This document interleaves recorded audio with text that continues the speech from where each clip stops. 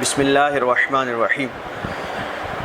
ہمارے پاس دوست سورۃ الرعد کی آیت نمبر 7 سے اپنے مدعا کو ثابت کرنے کی کوشش کرتے ہیں، اور ان کا طریقہ کار ہمیشہ سے یہ رہا ہے کہ وہ اپنے مقصد اور مطلب کی آیات کو تلاش کرتے ہیں، چاہے پھر انہیں اپنا معنی متعین کرنے کے لیے قرآن کے کانٹیکسٹ کو بالکل نظر انداز کر دینا ہی کیوں نہ پڑ رہا ہو۔ بالکل اسی طرح کا سلوک انہوں نے سورۃ الرعد کی آیت نمبر 7 کے ساتھ کیا ہے، اور انہوں نے اس آیت کا ایک ٹکڑا لے کر ما قبل ما بعد کو چھوڑ دیا اور اپنے مدعا کو ثابت کرنے کی کوشش کی۔ وہ ٹکڑا ہے انما انت منذر ولکل قوم ہاد، کہ آپ محض ڈرانے والے ہیں اور ہر قوم کے لیے ایک رہنما ہوا ہے۔ اس ٹکڑے کو لے کر وہ اپنے مدعا یعنی امامت کو ثابت کرنے کی کوشش کرتے ہیں، جو سراسر غلط استدلال ہے اور قرآن کا غلط استعمال ہے۔ ایک اصول ذہن میں رکھیے گا کہ قرآن کا معنی سیاق و سباق یعنی کانٹیکسٹ کو نظر انداز کر کے، اس کے اسباب نزول کو چھوڑ کر، اور قرآن کی قولی اور فعلی تشریحات جو احادیث صحیحہ کی صورت میں ہمارے پاس موجود ہے، ان کو کاٹ کر قرآن کا معنی متعین نہیں کیا جا سکتا۔ اگر یہ کرنے کی کوشش کی جائے گی اور یہ طریقہ روا رکھا جائے گا کہ نہ تو قرآن کے کانٹیکسٹ کو دیکھا جائے، نہ اس کے پس منظر اور اسباب نزول کو دیکھا جائے، اور نہ قرآن کی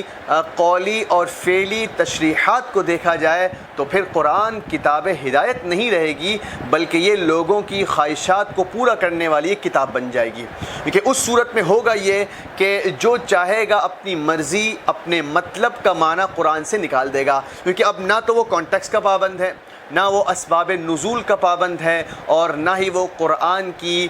قولی اور فعلی تشریحات جو احادیث صحیحہ کی صورت میں موجود ہے ان کا پابند ہے۔ تو پھر وہ جس طرح کا معنی متعین کرنا چاہے گا متعین کر دے گا، تو یہ اپنی خواہشات کی محض تکمیل ہوگی، قرآن فہمی نہیں ہوگی۔ ایک مسلمان کا رویہ یہ ہونا چاہیے کہ وہ قرآن کو بلا تعصب اور خالی الذہن ہو کر پڑھے، اور جو قرآن عقائد اور نظریات، عبادات اور طریقہ کار پیش کر رہا ہے اسے من وعن قبول کر لے۔ لیکن ہمارا طرز قرآن کے ساتھ یہ ہے کہ ہم پہلے اپنا ایک نظریہ قائم کرتے ہیں، ہم اپنا ایک عقیدہ طے کرتے ہیں، پھر کسی طریقے سے بھی قرآن سے اس کو تلاش کرنے کی کوشش کرتے ہیں، اور یہی کام ہمارے ان بھائیوں نے بھی کیا ہے۔ اگر آپ حضرات کو امام متعین کرنے کا شوق ہے تو شوق سے کیجئے، اس غلطی پر تو ہم آپ کو متنبہ کرتے رہیں گے، لیکن اگر آپ اپنے اس باطل نظریے اور عقیدے کو قرآن کی بنیاد پر ثابت کرنے کی غلط کوشش کریں گے تو پھر اس کی اجازت ہرگز نہیں دی جا سکتی ہے۔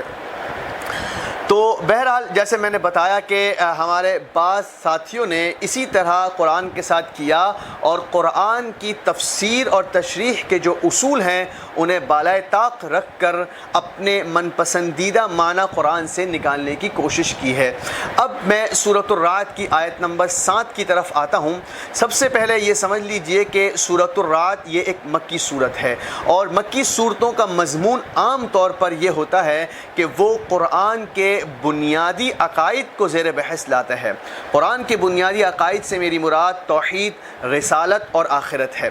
اور قرآن مکی صورتوں کے اندر ان بنیادی عقائد کو مضبوط دلائل کے ساتھ اپنے مد مقابل اور اپنے مخاطبین کے سامنے پیش کرتا ہے، پھر اس حوالے سے ان کی جو شبہات اور اعتراضات ہوتے ہیں ان کو نقل کر کے ان کا جواب بھی دیتا ہے۔ یہی کچھ سورۃ الرعد کے اندر ہوا۔ اگر آپ اس کو پڑھنا شروع کریں تو آپ دیکھیں گے پہلے قرآن کی حقانیت کو واضح کر کے قرآن کا جو اہم ترین مضمون توحید ہے اس کو ثابت کیا گیا، اور پھر آخرت کو ثابت کرنے کے بعد یہ جو سورۃ الرعد کی آیت نمبر 7 ہے، اگر آپ اس سے پہلے والی آیت دیکھیں جسے میں نے سیاق اور سباق سے تعبیر کیا یعنی کانٹیکسٹ کہا، تو اس آیت کے اندر آپ دیکھیں گے کہ مشرکین نے حضور صلی اللہ علیہ وسلم کی نبوت کا انکار کیا اور بنیاد بنایا کہ اگر آپ سچے نبی ہیں تو ہم آپ کا انکار کر رہے ہیں، تو آپ کے انکار کرنے کا نتیجہ یہ ہونا چاہیے تھا کہ ہم پر عذاب آ جاتا۔ وَيَسْتَعْجِلُونَكَ بِالسَّيِّئَةِ قَبْلَ الْحَسَنَةِ، یہ آپ سے عذاب کے مانگنے میں جلدی کر رہے ہیں. یعنی مشرکین یہ کہہ رہے تھے کہ ہم آپ کا انکار کر رہے ہیں، آپ کے بقول آپ نبی برحق ہیں، تو آپ کا انکار تو موجب عذاب ہونا چاہیے، تو ہم پر عذاب کیوں نہیں آ رہا؟ ہم پر عذاب نہیں آ رہا، اس کا مطلب یہ ہے کہ آپ اللہ کے سچے پیغمبر نہیں ہیں. یہ انہوں نے نبوت کا انکار کیا اور بنیاد بنایا عذاب کے نہ آنے کو، عذاب میں تاخیر کو.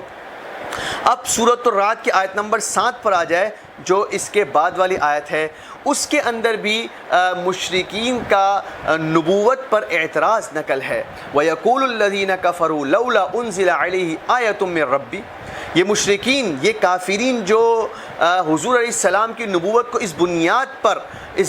ان کی نبوت کا انکار کر رہے تھے کہ اگر یہ برحق نبی تھے تو پھر ہم پر عذاب آ جانا چاہیے تھا. یہی کافرین، یہی منکرین یہ بھی کہا کرتے تھے کہ اگر یہ اللہ کے سچے پیغمبر ہیں تو ان پر اللہ کی طرف سے ہماری پسند کا کوئی معجزہ کیوں نہیں اترتا. یعنی اب وہ آپ علیہ السلام کی نبوت کو اس طرح جانچ رہے تھے کہ اگر آپ اللہ کے سچے پیغمبر ہیں تو پھر ہم جن معجزات کا مطالبہ کر رہے ہیں وہ ہمیں دکھا دیں تاکہ ہمیں آپ کی نبوت پر یقین آ جائے. اور وہ یہ کہتے تھے کہ جس طرح حضرت موسیٰ کو عصا کا معجزہ دیا گیا کہ وہ عصا سانپ بن جایا کرتا تھا، جس طرح حضرت صالح کو اونٹنی دی گئی، جس طرح حضرت عیسیٰ مردوں کو زندہ کر لیا کرتے تھے، اس طرح کا کوئی معجزہ آپ بھی ہمیں دکھائیں تاکہ ہمیں یقین آ جائے کہ آپ اللہ کے پیغمبر ہیں. اسی طرح وہ جن معجزات کا مطالبہ کیا کرتے تھے، قرآن میں سورہ بنی اسرائیل میں ان کو نقل کیا گیا ہے. وہ کہا کرتے تھے کہ ہم آپ پر اس وقت ایمان لائیں گے جب آپ زمین سے چشمے نکال دیں اور پھر آپ ہمیں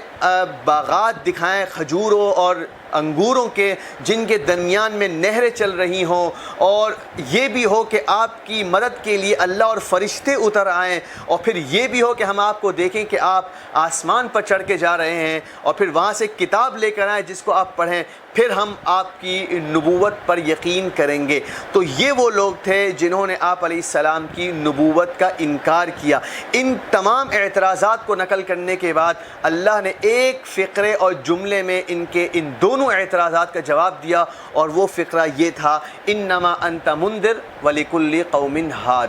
اس کا مطلب اب آپ کانٹیکس میں رکھ کر اس کو سمجھے تو یہ ہو گیا کہ یہ جو مشرکین ہیں، یہ جو کافر ہیں، یہ جو آپ کی نبوت کا اس بنا پر انکار کر رہے ہیں کہ ان پر عذاب کیوں نہیں آ رہا، یہ آپ کی نبوت کا اس بنیاد پر انکار کر رہے ہیں کہ ان کے من پسندیدہ معجزے آپ ان کو کیوں نہیں دکھا رہے، تو یاد رکھیے گا انما انت منذر، آپ محض ڈرانے والے ہیں. آپ کا کام اللہ کی نازل کردہ ہدایات کو لوگوں تک پہنچانا ہے، اور اگر وہ نہیں مانتے تو آپ انہیں اللہ کے عذاب سے ڈرا دیں. عذاب کو ان پر نازل کر دینا، اس کی تاریخ ان کے سامنے متعین کر کے رکھ دینا، اور ان کے من پسندیدہ معجزات کو لا دکھانا، یہ آپ کا کام نہیں ہے. وَلِكُلِّ قَوْمٍ ہاد. اور یہ بات جو ہم آپ سے کہہ رہے ہیں وہ صرف آپ ہی کے لیے نہیں ہے، آپ سے قبل جتنی اقوام کے پاس ہم نے انبیاء اور ہادی اور رہنما بھیجے، ان کے ہم نے ذمے یہی کچھ لگایا تھا کہ وہ اللہ کی ہدایات لوگوں کی طرف پہنچا دیں، اور اگر وہ نہیں مانتے تو پھر انہیں اللہ کا ڈر سنا دیں. آپ کے ذمے بھی یہی لگا دیا گیا ہے. تو آپ منذر ہیں، جس طرح اس سے قبل اقوام کی طرف رہنما آتے رہے، لوگوں کی ہدایت کرتے رہے، ان کو اللہ کا ڈر سناتے رہے. عذاب کا اتار دینا، عذاب کو ان پر لا اتارنا، نازل کر دینا، ان کے من پسندیدہ معجزات لا کر ان کو مطمئن کرنے کی کوشش کرنا، نہ اس سے پہلے ہم نے کسی نبی کے ذمے یہ لگایا اور نہ ہی آپ کے ذمے ہم نے یہ کام لگایا ہے. جہاں تک ان معجزات کی بات ہے جو گزشتہ انبیاء علیہ السلام کو دیے گئے،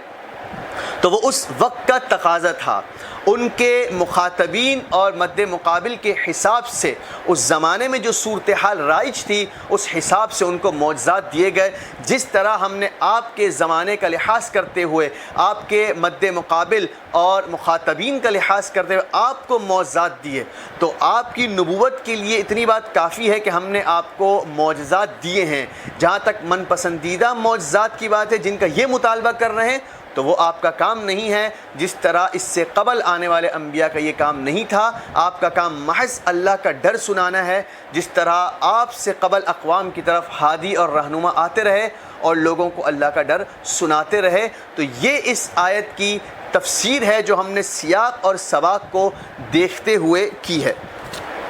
تو بعض ساتھی جو ہمارے دوست ہیں وہ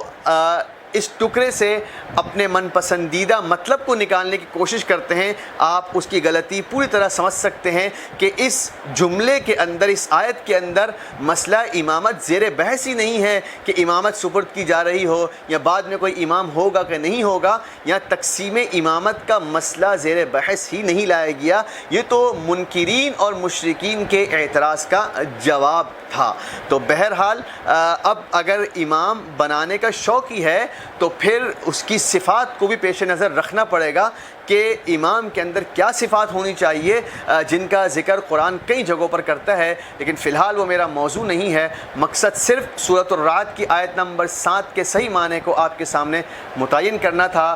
یہی چند گزارشات تھی، اسی پر اپنی بات کو ختم کرتا ہوں۔ وآخر دعوانا ان الحمد للہ رب العالمین۔